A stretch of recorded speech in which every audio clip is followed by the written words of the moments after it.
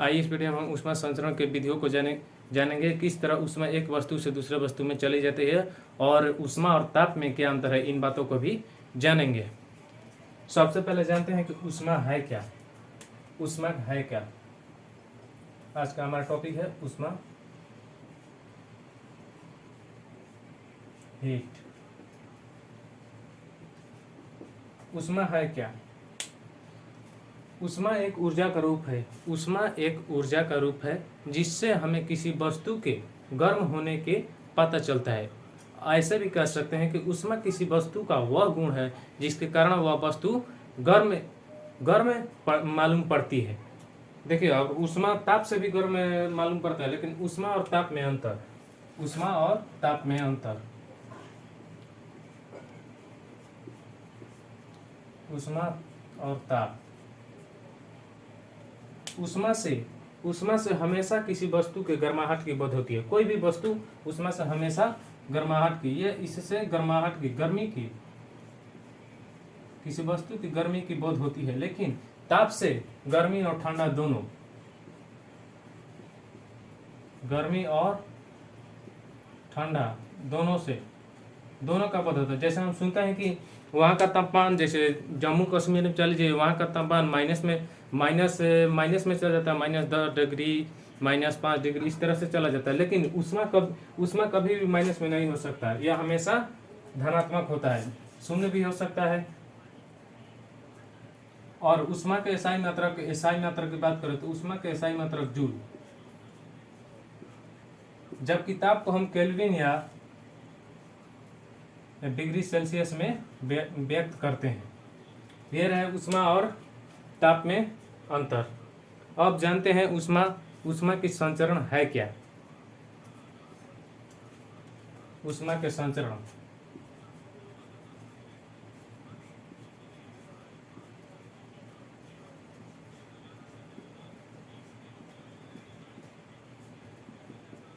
ऊष्मा, जैसे कि हम देखते हैं कि लोहे के एक सिरे को गर्म करने पर उसका दूसरा सिरा भी गर्म हो जाता है। जैसे कि हम किसी गर्म दूध को किसी ठंडे पानी में भी रखते हैं तो उसका जो दूध गर्म होता है वह धीरे धीरे ठंडा होने लगता है। आखिर ये किस तरह होता है, इन बातों को जानते हैं। ऊष्मा संचरण किसे कहते हैं?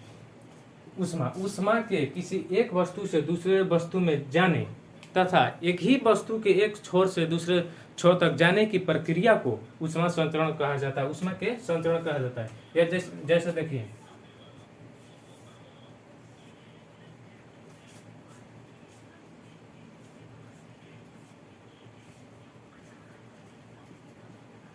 इसके हम मान लीजिए कि ये रॉड है, छड़,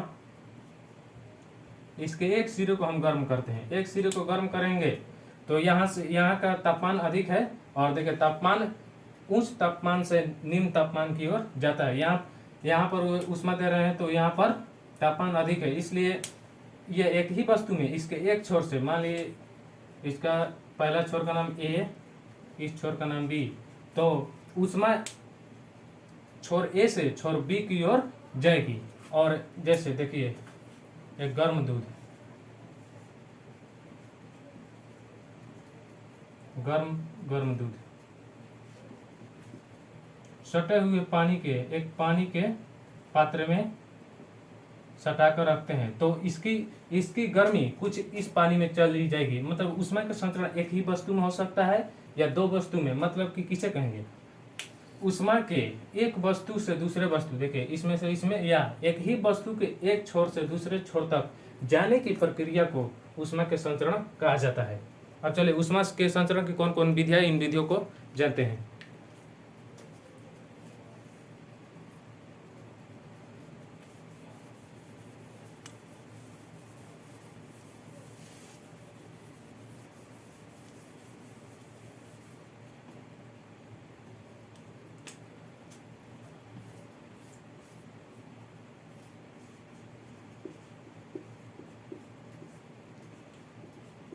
ऊष्मा संचरण की विधि।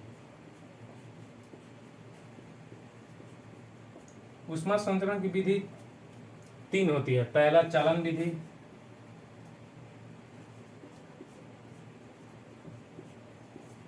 दूसरा संवहन विधि, तीसरा है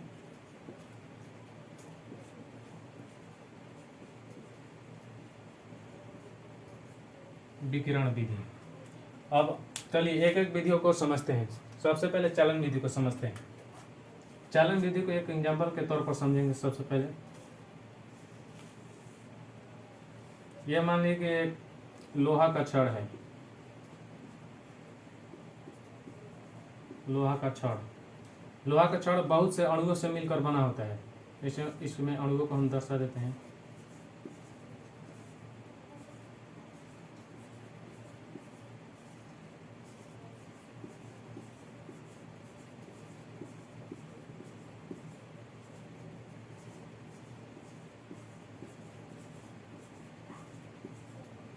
इस तरह से यह लोहा का एक छड़ है। इसको मान लीजिए कि इसके ए सिरे, इसको नाम देते हैं ए सिरा, इसको बी सिरा। इसको हम इसके एक ए सिरे को हम गर्म करते हैं।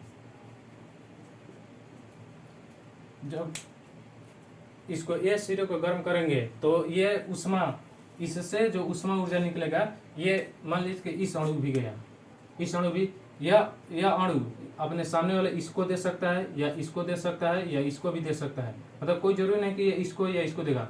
मतलब इसमें उष्मा की संरचना टेढ़ी मेढ़ी होती है। जब परिभाषा कैसे देंगे, जब वस्तु के विभिन्न भागों में तापमांतर होता है। देखिए यहाँ पर तापमान अधिक होता है, यहाँ पर कम। उष्मा संरचना तभी होगा जब वस्तु के बीच तापमांतर होता है। तापमान मतलब अंतर होगा, तभी उष्मा एक स्थान से दूसरे स्थान तक जाएगा। यहाँ पर हम उष्मा ऊर्जा दे रहे हैं तो यहाँ का तापमान अधिक, इसके सापेक्ष इसका ताप कम है।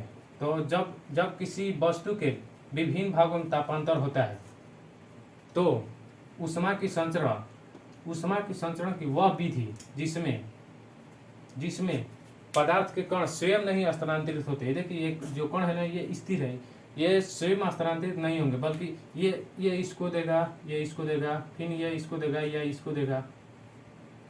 ये इस तरह से पूरे लोहे के छड़ को गर्म कर देगा। तो परिभाषा कैसे देंगे, उष्मा संचरण की वह विधि जिसमें पदार्थ के कण स्वयं स्थानांतरित नहीं होते हैं, बल्कि एक जगह स्थिर रहकर उष्मा का संपर्क विधि द्वारा उष्मा का त्याग करते हैं। मतलब अपने आगे वाले कण को देते हैं, तो उसे चालन विधि कहते हैं। चालन विधि केवल ठोस में होता है।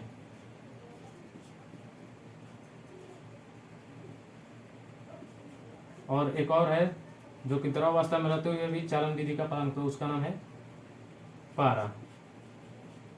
इन दोनों में ही केवल चालन विधि संभव है। चलिए अब दूसरा विधि संवहन विधि में आते हैं।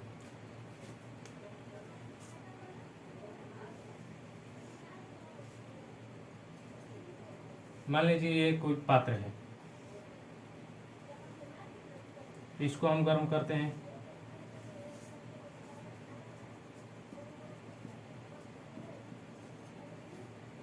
ये पात्र जल से भरा हुआ है, पानी से भरा हुआ है।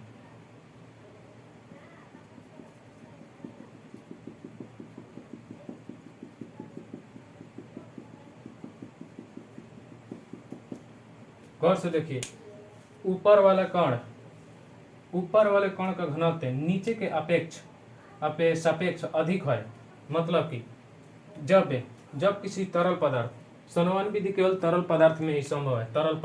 तरल में क्या आ जाएगा, तरल, इसमें द्रव, गैस दोनों आ जाएगा, दोनों आएगा। तरल करने का मतलब होता है जिसमें बहने का गुण हो। जल भी, द्रव भी बह सकता है और गैस भी बह सकता है, इसलिए द्रव और गैस दोनों को तरल कहेंगे। तरल का मतलब जिसमें बहे, जो बहे उसे तरल कहते हैं, तथा इसके गुण को तरलता कहते हैं। देखिए, जब किसी तरल के विभिन्न भागों में तापमांतर होता है, यहाँ पर उष्मा ऊर्जा दे रहे हैं तो यहाँ पर तापमान अधिक होगा, तो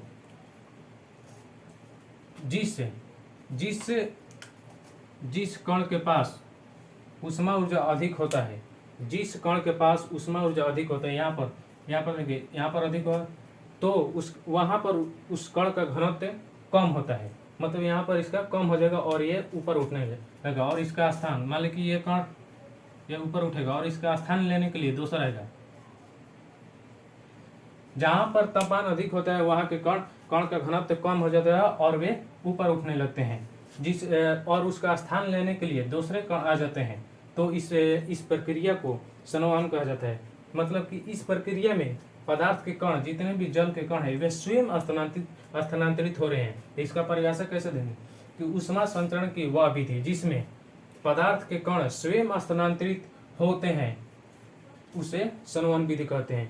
यह तब तक स्थानांतरित होते रहेंगे जब तक कि पूरे पात्र के जल का तापमान समान नहीं हो जाए। जैसे कि अब गैस में देखिए, गैस में हवा कैसे बहता है। जब कहीं पर तापमान अधिक होता है तो वहां का वायु गर्म होता है। वायु गर्म होता है तो गर्म होगा तो उसका घनत्व कम होगा, और जिसका भी घनत्व कम होता है वह ऊपर उठने की कोशिश कर ऊपर ही उठता है। जैसे कि धुआं ऊपर क्यों जाता है, क्योंकि धुआं का घनत्व हवा के सापेक्ष कम है, जिसके कारण वह ऊपर जाता है। इसी तरह जहां पर वायु ताप द्वारा गर्म होगा तो वहां पर उसका घनत्व कम होगा और वे ऊपर उठने लगे, और वहां के रिक्त स्थान को भरने के लिए दूसरे जगह को वायु दौड़े चले आते हैं। इस तरह गैस में भी संवहन विधि होता है। गैस में कैसे कि जहां पर तापमान अधिक होगा वहां पर हवा के कण का घनत्व कम हो जाएगा और वे ऊपर उठने लगे, और ऊपर उठने लगे तो वहां पर निम्न दबाव का क्षेत्र बन जाएगा, और वहां पर उस निम्न दबाव के रिक्त को भरने के लिए हवा दौड़ी चली आती है, और यह प्रक्रिया निरंतर चलती रहती है। अब आते हैं विकिरण विधि।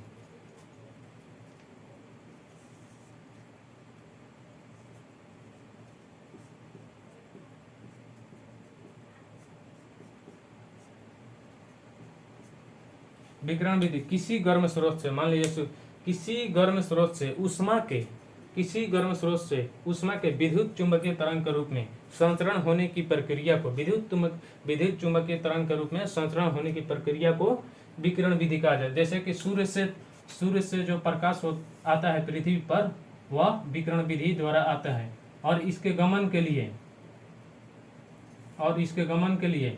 विकिरण में गमन के लिए किसी माध्यम की आवश्यकता नहीं होती। अगर कोई बीच में माध्यम भी आए तो वह उसे गर्म नहीं करता है। जैसे कि यहाँ से सूर्य की किरणें आएगा तो सबसे पहले बीच में वायुमंडल है, यहाँ तक तो वायुमंडल है, तब पर भी आ गया, लेकिन अगर बीच में वायुमंडल, यहाँ पर पृथ्वी का वायुमंडल है, वायुमंडल,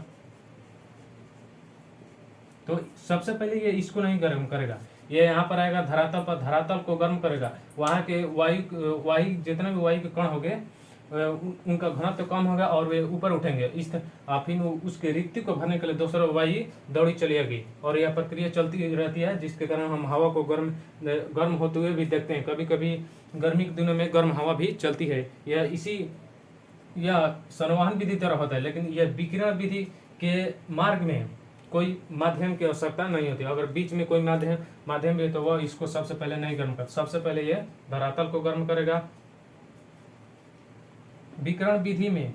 और एक और बात है, परीक्षा में पूछता है कि सबसे पहले कौन गर्म होते हैं, धरातल या वायुमंडल। सबसे पहले धरातल गर्म होगा, क्योंकि विकिरण की प्रक्रिया में अगर कोई बीच में माध्यम हो तो वो माध्यम को पहले गर्म नहीं करता है, इसलिए सबसे पहले धरातल गर्म होगा।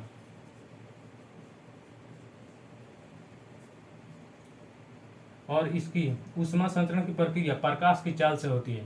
विकिरण प्रक्रिया में ऊष्मा की संचरण प्रकाश की चाल से होती है। प्रकाश की चाल से होती है और पूरे सीधी रेखा में दम। ये रहे ऊष्मा के संचरण की विभिन्न विधि। देखो एक बार फिर से समझते हैं। चालन विधि में क्या होगा, चालन विधि ठोस और परम होगा, और इसमें पदार्थ के कण स्थानांतरित नहीं होते हैं बल्कि संपर्क द्वारा ऊष्मा का त्याग करते हैं, और इसमें ऊष्मा संचरण का मार्ग टेढ़ा मेढ़ा होता है, ये इसको दे ये इसको देगा। संवहन